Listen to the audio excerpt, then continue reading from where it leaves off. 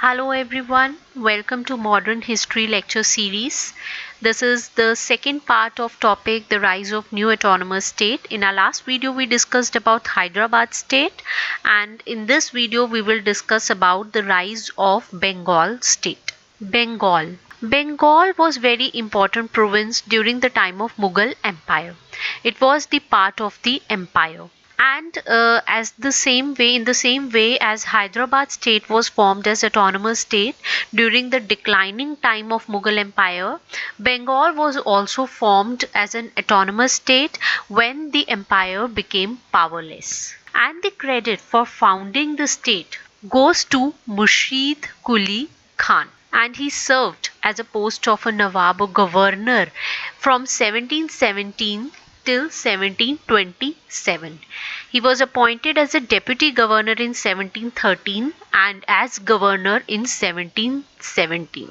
His real name was Muhammad Hadi. Although through few sources it has been said that he was Brahmin and he was converted Muslim, his name was Muhammad Hadi, and he was the first Nawab of Bengal. He was very prolific, he was very capable, and during the time of Aurangzeb, he worked in the revenue department.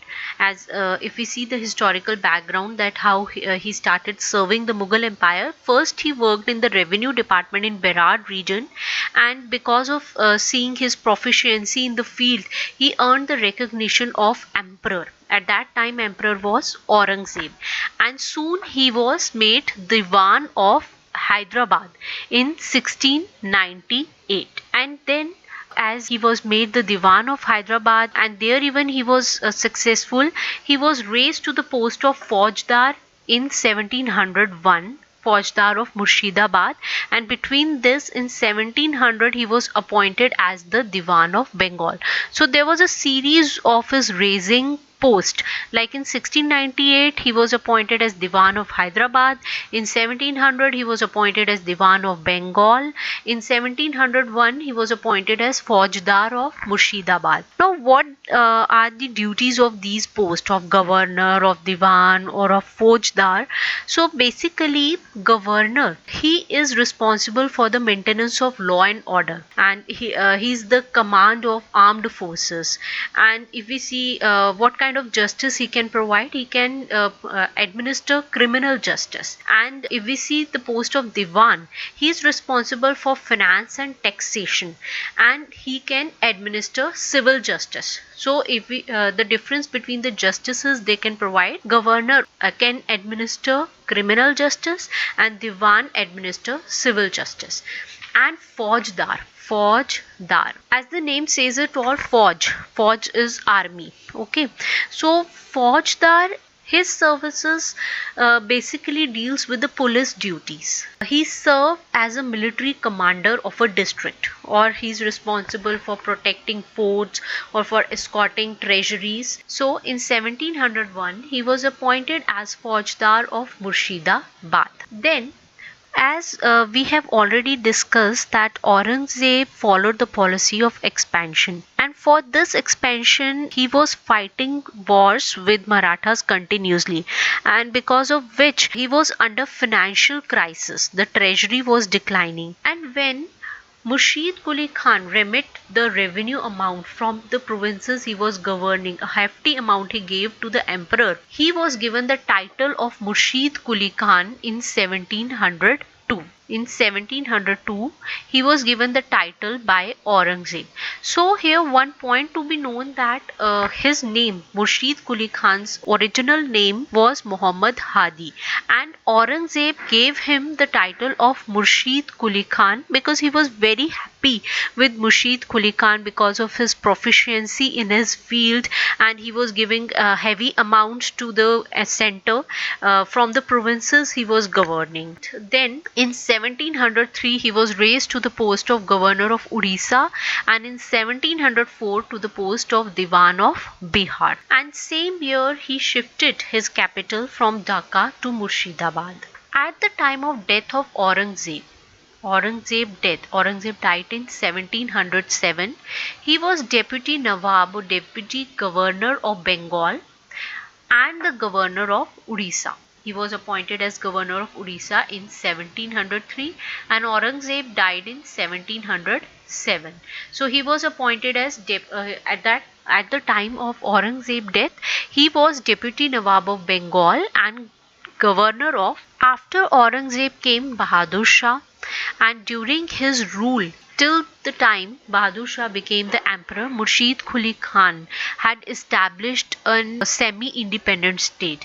He remained the real ruler of the Bengal, and although he had been effective in the region of Bengal since very long time, during the time since the time of Aurangzeb, Murshid, he used to send large tributes to the emperor, and like this he freed himself from the central control.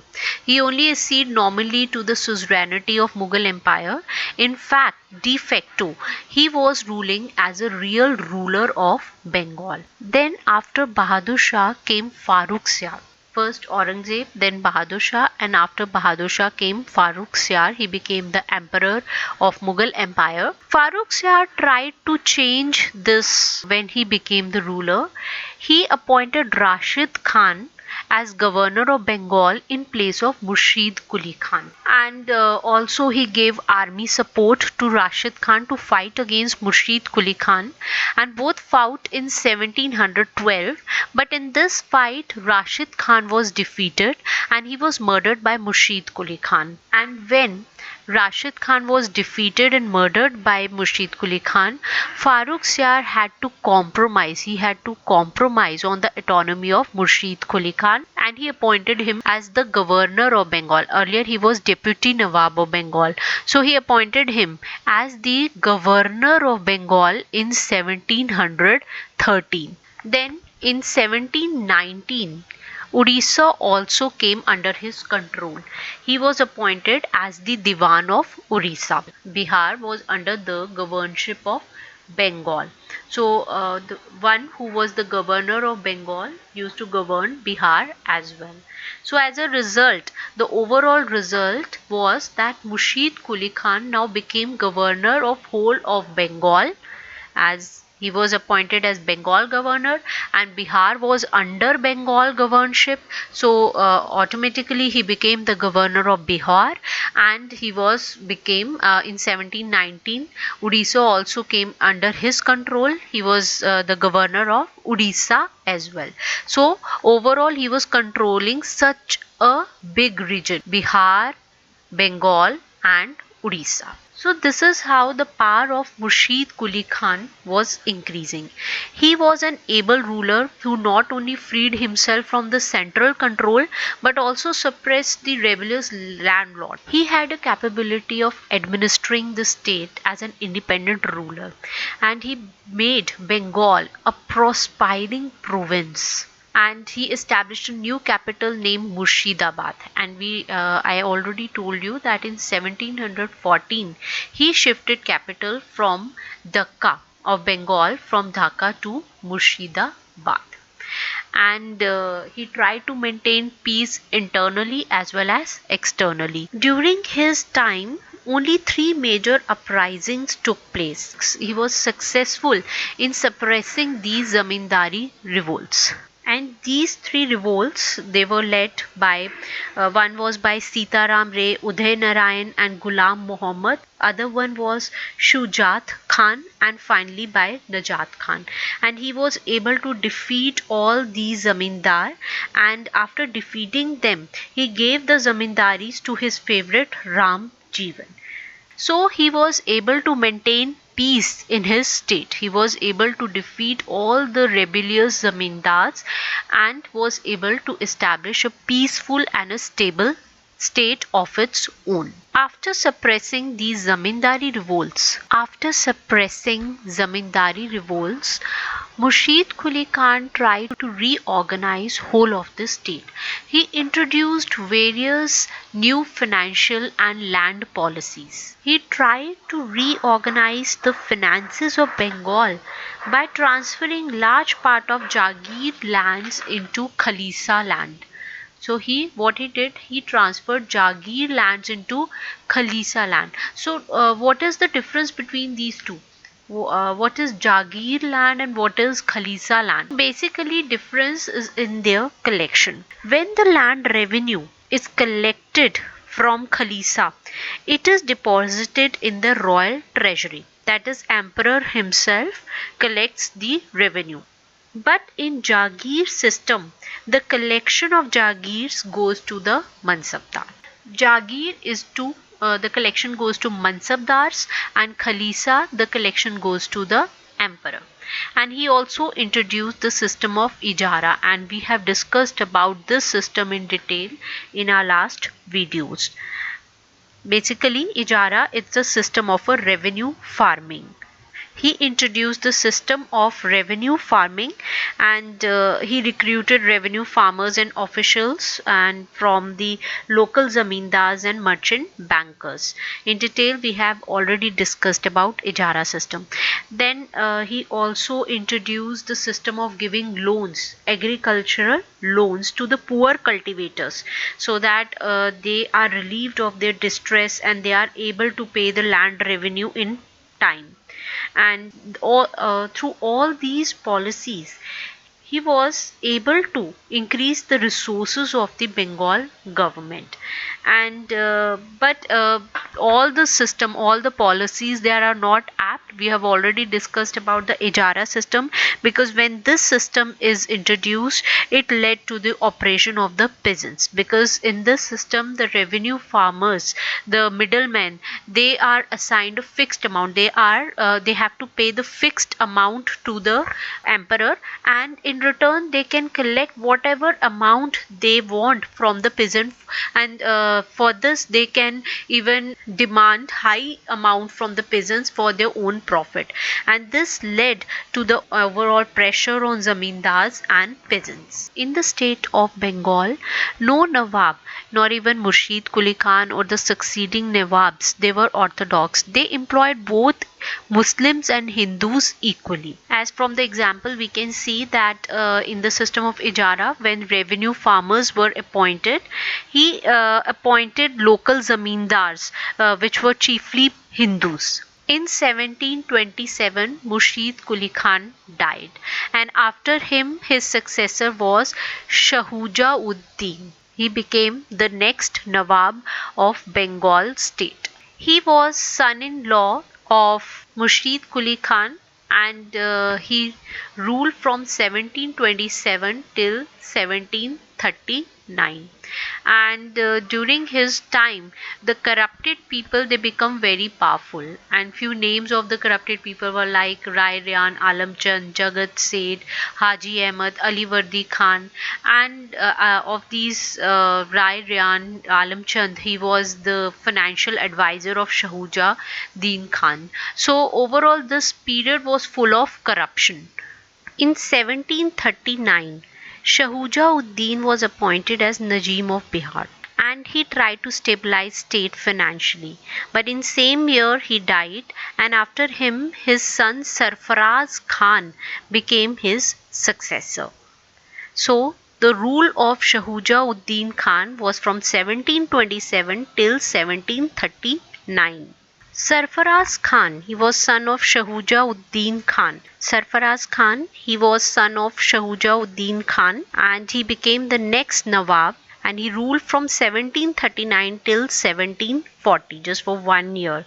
And he got the title Alam-ud-Daula Haider Jung. He was incapable, he was pleasure-loving ruler, so because of which he was not able to rule efficiently, and because of these bad habits, Alivardi Khan, who was deputy governor of Bihar, he took advantage of this situation. He tried to control the administration. Alivardi Khan deposed and killed Sarfaraz Khan and made himself the Nawab. And in this conspiracy, there were other corrupted people we have already discussed, Haji Ali and Jagat Seth. They also sided with Alivardi Khan. So after Sarfaraz Khan, the next Nawab was Alivardi Khan. So if we see the whole lineage, the first Nawab was Murshid Quli Khan, next came Shuja-ud-din, next came Sarfaraz Khan, and now Alivardi Khan. When Alivardi Khan became the next Nawab, the emperor at Delhi was Muhammad Shah. And for his acceptance, that Muhammad Shah accept his rule, he gave 2 crores to the Mughal emperor. After becoming the Nawab, Alivardi Khan tried to suppress revolts and unsatisfaction against him. And at that time, during his rule, as he ruled from 1740 till 1756, between this time, from 1742 to 1751, Marathas, they were trying to attack Bengal and controlling the state of Bengal. They tried to attack Bengal several times, and because of these attacks, the state was financially very weakened. So he tried to control the situation. He compromised with the Marathas in 1751, and for this compromise he accepted, he ceded that he will annually give around 12 lakhs to the Marathas, and in return Marathas, they will not attack Bengal in future. So there was a compromise between Marathas and Alivardi Khan, Nawab of Bengal, in 1751. Also, Subarna Rekha River was accepted as the southern boundary of Bengal. This river presently flows through West Bengal, Odisha and Jharkhand. From Jharkhand, Odisha and West Bengal. And as Marathas had attacked Bengal several times and it had weakened the state very badly. At that time, European companies, they were trying to spread their influence, and these Maratha attacks, they were beneficial for the Britishers because it weakened Bengal and further deteriorated the conditions of their army. And we will discuss about Britishers and their impact over the Bengal state when we will do the topic Advent of Britishers, East India Company in India. That topic we will cover later. Alivardi Khan, though he was very cautious of the European companies, he tried to revolt against both English and French influence respectively. And he was aware of this thing that both the companies, any of the European company, they should not interfere in the polity of Bengal, because if the other European merchant companies, they will interfere in the polity of a state, their influence over the state will increase, and this is a threat for his own rule. So he wanted to control these companies. And in 1756, Alivardi Khan died, and after him his grandson Siraj-ud-Daulah, he became the next successor, he became the next Nawab. In the Bengal state, till here the 3 Nawabs, Murshid Quli Khan, and then Shuja-ud-din, and then Alivardi Khan, because Sarfaraz Khan was Nawab for a very short time. The 3 Nawabs, they tried to introduce new things in their state, as they provided safety of roads and even the waterways from the thieves and robbers, and they established regular thanas and chokis even, and they tried to check the private trade by the officials, and they also tried to check the abuses in the administration, in the revenue department. And as we have seen in the case of Alivardi Khan, they tried to control the foreign trading companies as well. They compelled them to obey the laws of the land and to pay the custom duties. Alivardi Khan even did not permitted the English and the French to fortify their factories. And English and French, they had their factories in Calcutta and Chandranagore. And Alivardi Khan, he was cautious that the influence of the European power should not increase. But even after all this, they were not able to suppress the growing influence of these foreign powers. But these Nawabs, they were not that far-sighted. They underestimated the power of the European companies, and they never took them as a threat.